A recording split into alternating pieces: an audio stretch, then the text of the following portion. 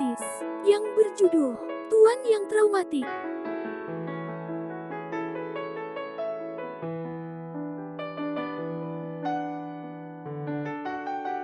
Di sebuah restoran mewah. "Maukah kamu menikah denganku?" tanya Roy. "Aku tidak mungkin menikah denganmu, Roy. Aku sudah katakan itu berulang kali," ucap Kalista yang memberikan jawaban atas pertanyaan Roy barusan. "Kenapa kamu terus menolakku, Kalista? Menurutmu aku kurang apa? Banyak wanita di luar sana yang ingin menjadi istriku," ucap Roy. Roy adalah pria kaya raya yang berumur 35 tahun. Dengan kekayaan yang dia miliki, membuat tidak sedikit wanita yang bersedia melakukan apapun untuknya. "Kamu memang tampan, Roy, tapi aku tidak mungkin menikah dengan pria yang sudah memiliki istri," ucap Kalista. "Tolong kamu pikirkan lagi. Orang tuamu sudah mendesakmu untuk segera menikah. Apa kamu tidak ingin melihat orang tuamu bahagia? Dan apakah kamu ingin dicemooh oleh tetanggamu karena belum menikah?" ucap Roy. Kalista adalah seorang wanita berumur 30 tahun yang memiliki wajah cantik jelita layaknya bidadari. Sampai saat ini belum ada pria beruntung yang dapat memiliki Kalista. "Tidak bisa, Roy. Aku sudah katakan tidak bisa. Mari kita berteman saja," ucap Kalista. "Kalista, dengarkan aku sekali lagi. Semua teman-temanmu sudah menikah, bahkan banyak yang sudah memiliki anak. Selain itu, perekonomian mereka jauh lebih baik sekarang," ucap Roy yang masih terus meyakinkan Kalista. "Roy, aku tidak masalah dengan semua itu. Setampan dan sekaya apapun seorang pria, aku tetap tidak ingin menikah dengan pria yang sudah beristri," ucap Kalista. "Aku berjanji akan selalu adil, Kalista. Bahkan, jika kamu mau, aku akan lebih mendahulukan kamu dibandingkan dengan istriku sekarang," ucap Roy. "Roy, istrimu itu seorang wanita. Sama denganku. Lebih baik kita berteman saja. Lagi pula jika aku mau menikah denganmu, tidak ada jaminan ke depannya kamu akan mencari istri ketiga," ucap Kalista. "Tapi Kalista," ucap Roy terpotong. "Cukup, Roy. Sepertinya sudah tidak ada lagi yang bisa kita bicarakan. Lebih baik aku pergi," ucap Kalista lalu berdiri. "Tunggu, Kalista," ucap Roy sambil memegang tangan Kalista yang bermaksud menahannya pergi. Tapi usahanya tidak berhasil. Kalista berhasil melepaskan genggaman tangan Roy dan melangkah pergi. "Kamu memang tampan, Roy. Kamu juga kaya raya. Tapi bukan berarti kamu dapat menaklukkan semua wanita yang kamu inginkan," ucap Kalista dalam hati. Kalista keluar dari restoran itu dengan wajah kesal karena perkataan dari Roy barusan. Bukan karena Roy ingin menikah dengannya, tetapi karena ucapan Roy yang menyinggungnya masalah umur dan membandingkannya dengan teman-temannya. Ketika Kalista berada di halaman parkir restoran itu, dia melihat pria dan wanita yang seumuran dengannya sedang bercanda dengan anaknya. "Ayah, Bunda, kita mau makan apa hari ini?" ucap anak kepada pria dan wanita itu. Mungkin memang benar yang dikatakan Roy tadi. Seharusnya aku sudah menikah. Tapi mayoritas pria yang seumuran denganku sudah menikah semua. Masa iya sama berondong? Oh shit, aku juga tidak mau menikah dengan duda, batin Kalista berpikir. Mungkin benar yang Kalista pikirkan. Pria yang seumuran dengannya mayoritas sudah menikah. Dan banyak yang sudah memiliki anak. Kalaupun ada pria yang belum menikah itu perlu dipertanyakan. Kalista berjalan dengan wajah yang cemberut. Tapi tetap saja dia terlihat sangat cantik walaupun sedang marah, apalagi hanya cemberut seperti ini. Tiba-tiba, brak. Kalista bertabrakan dengan seseorang, hingga membuat Kalista jatuh terduduk. "Maafkan aku, kamu baik-baik saja, Nona?" ucap seorang lelaki di depan Kalista sambil mengulurkan tangannya bermaksud membantu Kalista berdiri. Menerima bantuan dari pria itu, Kalista meraih tangan pria itu dan berdiri sambil membersihkan celana yang kotor karena terjatuh tadi. Kalau jalan pakai ma, ucap Kalista terputus ketika melihat pria itu. Kemarahan Kalista yang ingin diluapkan kepada pria itu karena telah menabraknya, seketika menghilang dan berubah menjadi kekaguman. Bagaimana tidak, pria yang saat ini berada di depannya itu berbadan tegap, tinggi, kulit putih, dan berwajah sangat tampan. Bahkan, sangat jauh lebih tampan dari Roy. Bagaikan langit dan bumi. Maaf, aku terburu-buru, ucap Kalista yang tadinya ingin marah, tapi tidak jadi. Alina, ucap pria itu memanggil Kalista. Apa bos baik-baik aja? Ucap pria di belakangnya yang memakai jas dan kacamata hitam layaknya seorang pengawal. Namaku bukan Alina, namaku Kalista. Jangan seenaknya mengganti nama orang ya. Ucap Kalista yang berubah menjadi kesal. Maafkan aku Alina, bukan, maksudku Kalista. Ucap pria yang menabraknya tadi. Tuan Alvarendra. Teriak beberapa pria yang berpakaian sama persis seperti seorang pengawal berlari ke arah Kalista. Dengan cepat sekelompok pria yang berlari itu segera berdiri di depan Kalista seolah mencegah Kalista untuk mendekati pria yang menabraknya itu. Oh, berarti pria tampan yang menabrakku ini namanya Alvarendra. Batin Kalista. Pria bernama Alvarendra itu kemudian mengangkat tangannya seperti memberikan kode kepada pengawalnya untuk mundur dari hadapan Kalista. Bos, wanita itu namanya Kalista. Bukan Alina, ucap pengawal yang ada di belakang Alvarendra tadi dan langsung diangguki oleh Alvarendra. Alvarendra segera berjalan menuju pintu masuk restoran dan diikuti oleh seorang pengawal yang ada di belakangnya. Silahkan tuan, ucap bersamaan sekelompok pria yang tadi mencegah Kalista dan langsung menundukkan tubuhnya seakan memberikan suatu kehormatan kepada Alvarendra. Oke, Kalista ya, ucap Alvarendra sambil berjalan melewati Kalista. Selamat datang tuan. Suatu kehormatan bagi saya dapat melayani Tuan Alvarendra. Ucap pelayan restoran sambil menundukkan tubuhnya dan diangguki oleh Alvarendra. Mari tuan, nyonya besar sudah menunggu, ucap pelayan itu. Alvarendra diantar ke sebuah ruangan khusus VIP yang dilapisi dengan dinding kaca dan furnitur mewah di dalamnya. Silahkan tuan, ucap pelayan itu sambil membuka pintu untuk Alvarendra. Sayang, ucap wanita paruh baya yang berada di meja makan bersama seorang wanita cantik yang terlihat sangat anggun bagaikan seorang putri. Kenapa kamu lama sekali? Oh ya, perkenalkan ini Anaya, ucap wanita paruh baya itu. Anaya, ucap wanita cantik itu sambil mengulurkan tangannya kepada Alvarendra, bermaksud berkenalan. Alvarendra langsung duduk tanpa membalas perlakuan manis dari Anaya.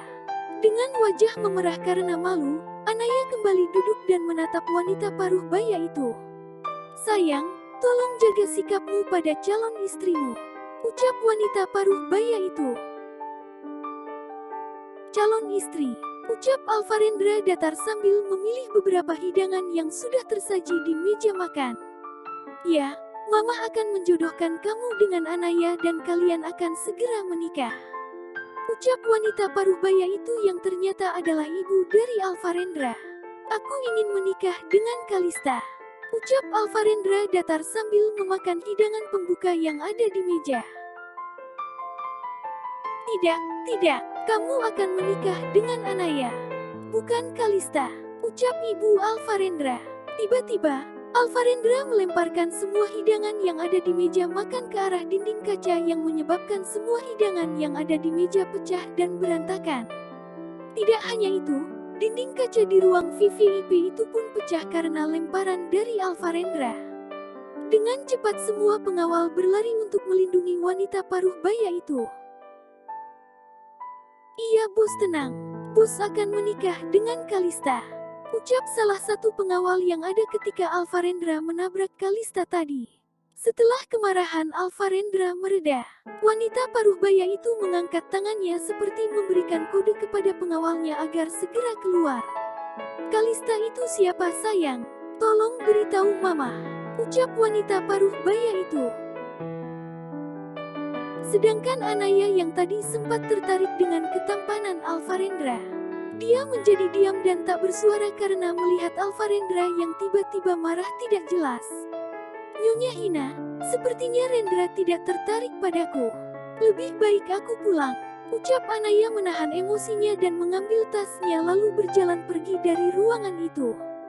Nyonya Hina adalah nama dari wanita paruh baya itu yang merupakan ibu dari Alvarendra. Nyonya Hina adalah salah satu anggota keluarga yang sangat mengerti kondisi Alvarendra saat ini. Alvarendra anak kesayangan mama. Mari kita bicarakan semua ini di rumah, ucap Nyonya Hina sambil berdiri dan diikuti oleh Alvarendra. Pelayan, tolong buatkan bil untuk membayar semua hidangan dan ganti rugi atas kerusakan yang telah terjadi, ucap Nyonya Hina kepada pelayan tersebut dan dijawab oleh pelayan itu dengan menundukkan tubuhnya. Permisi Nyonya, Dokter Rose sudah datang, ucap salah satu pelayan di rumahnya. Persilahkan dia masuk, ucap Nyonya Hina. Baik Nyonya, ucap pelayan itu sambil menundukkan tubuhnya dan berjalan mundur beberapa langkah. Ada yang bisa saya bantu Nyonya Hina, ucap Dokter Rose.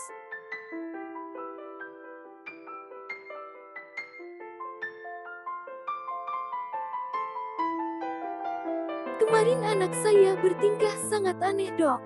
Dia mengatakan bahwa dia ingin menikah dengan seseorang, sedangkan dia tidak mempunyai teman ataupun pacar sama sekali.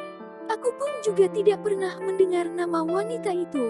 Cerita Nyonya Hina kepada Dokter Rose tentang kejadian di restoran itu. Dengan sangat profesional dan penuh perhatian, Dokter Rose mendengarkan cerita Nyonya Hina. Dokter Rose sudah menangani masalah kejiwaan yang dialami Alvarendra sejak lama. Dokter Rose tahu betul permasalahan ataupun perkembangan yang dialami Alvarendra. Sebenarnya Nyonya Hina sudah tidak kaget lagi dengan perilaku Alvarendra yang suka marah dan kasar secara tiba-tiba. Tapi Nyonya Hina sangat kaget ketika melihat anaknya ingin menikah dengan wanita yang bernama Kalista.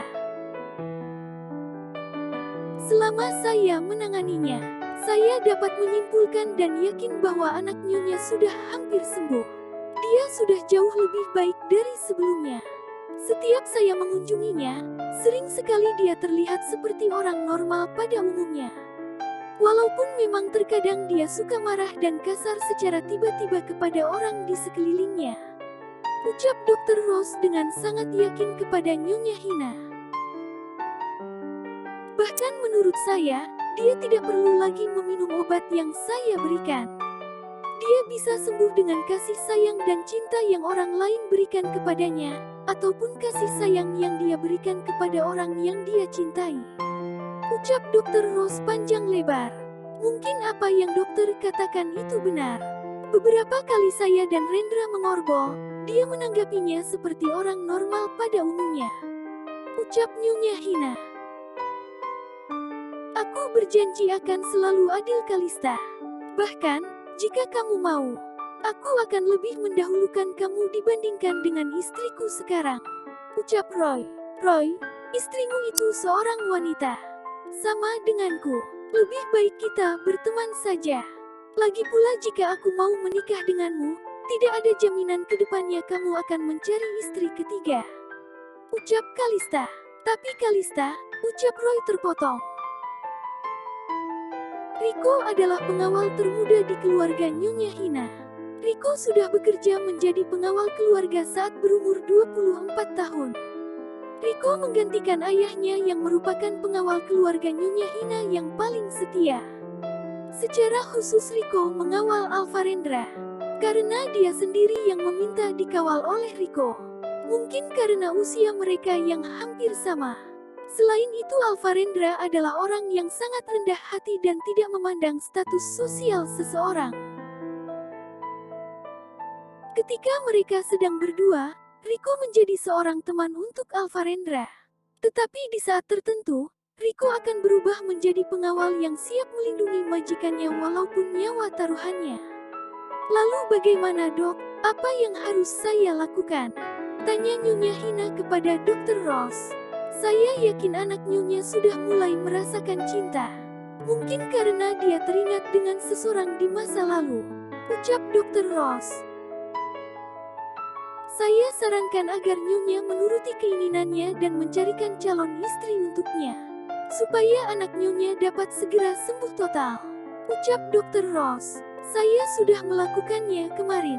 Tapi anak saya menjadi marah kepada saya dan wanita yang ingin saya jodohkan. Ucap Nyonya Hina. Itu tandanya anak Nyonya tidak menyukainya. Perlu diingat Nyonya, untuk saat ini anak Nyonya sedang merasakan jatuh cinta.